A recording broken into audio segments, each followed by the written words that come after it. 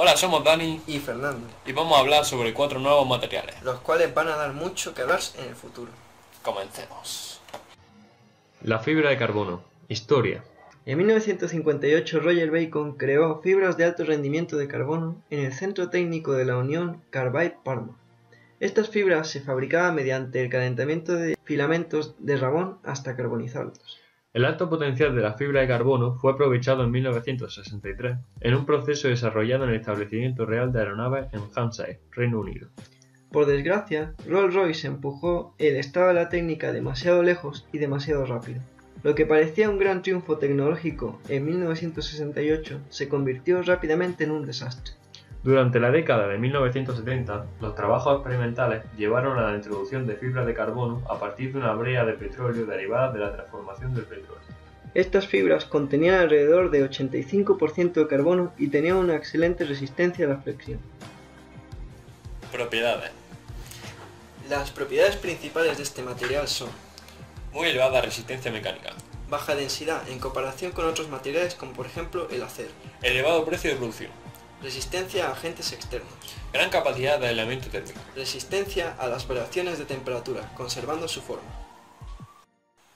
utilidades. La fibra de carbono es ampliamente utilizada en industrias como la aeronáutica y la automovilística.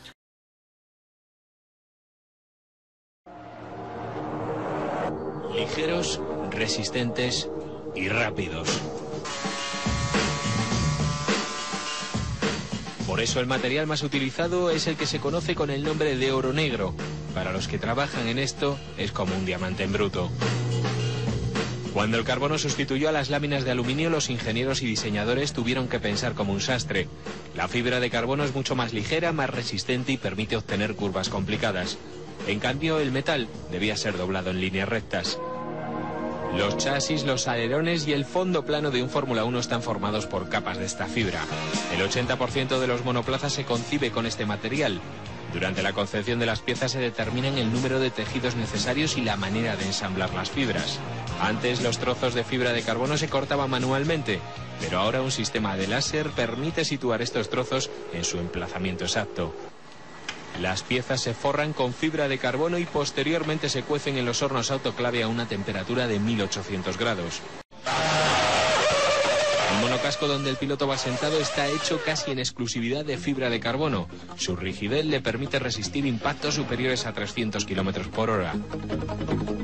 Solo tiene un pero. Si el carbono se rompe, la pista se llena de finas láminas punzantes que pueden provocar accidentes como algunos de los que hemos podido ver esta temporada. También puede ser empleada para la fabricación de barcos y bicicletas, donde se destacan como fundamentales sus propiedades mecánicas y sus relevantes rasgos de ligereza. Muchos ordenadores portátiles, trípodes e incluso cañas para pescar también tienen este material en su composición. Las propiedades metálicas sirven para hacer nanocircuitos, las propiedades semiconductoras para hacer diodos y transistores, y las propiedades de emisión de campo para hacer pantallas planas, tubos de rayos X, lámparas luminiscentes, litografía por haz de electrones. Algunas de sus otras propiedades son, por ejemplo, como que resuenan mecánicamente ante una señal electromagnética. Tienen un comportamiento resistivo, capacitivo e inductivo. Se deforman en presencia de un campo eléctrico y transforman luz en electricidad. Producen luz al inyectarles carga. Aerogel. Historia. En 1931, Steven Kistler consiguió demostrar que un gel contenía una red sólida y continua del mismo tamaño y forma que un gel húmedo. La forma más lógica de demostrar esta hipótesis consistía en extraer el líquido del gel húmedo sin dañar el componente sólido. Kistler supuso correctamente que el componente sólido del gel era microporoso y que el punto de contacto entre el líquido y el vapor del líquido empleaba grandes fuerzas de tensión superficial que colapsaban la estructura del poro.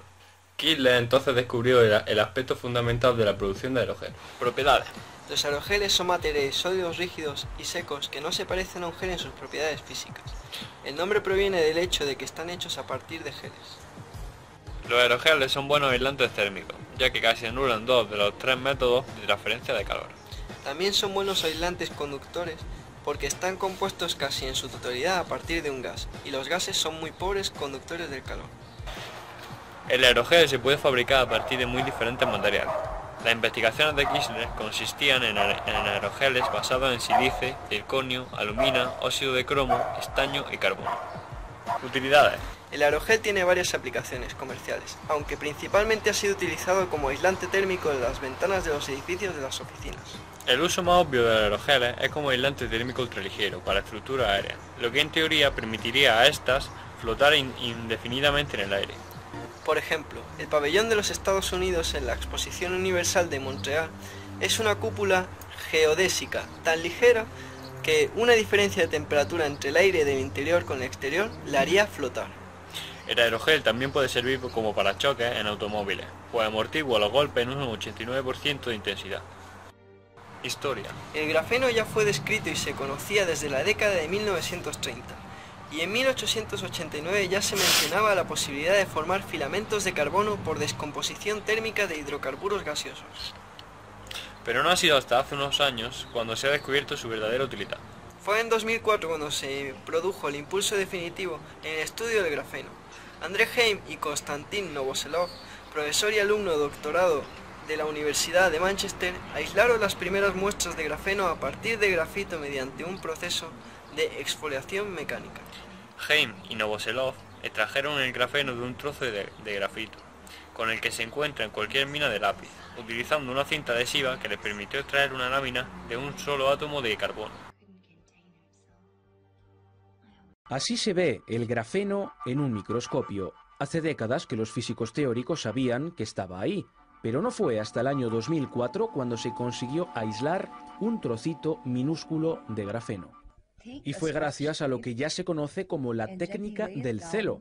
Tras pulir un pedazo de grafito, como el que encontramos en la punta de cualquier lápiz, consiguieron fijar algunas capas de grafeno en el adhesivo. Un método muy casero para un revolucionario avance científico. Muchas gracias por ver el vídeo. Espero que haya gustado. Dale like. Suscribiros. Y aquí tenéis Twitter, Instagram y todo eso. Muchas gracias por todo. Y que aprendáis mucho. Y Sonia, pon un 10.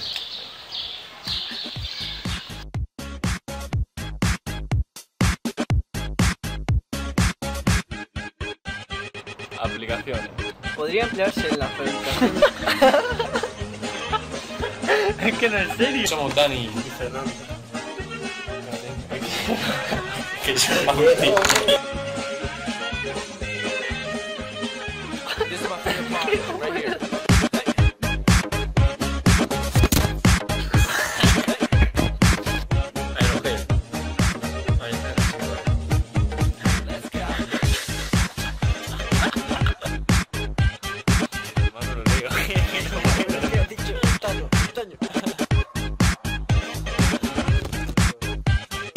Vamos a checar acá.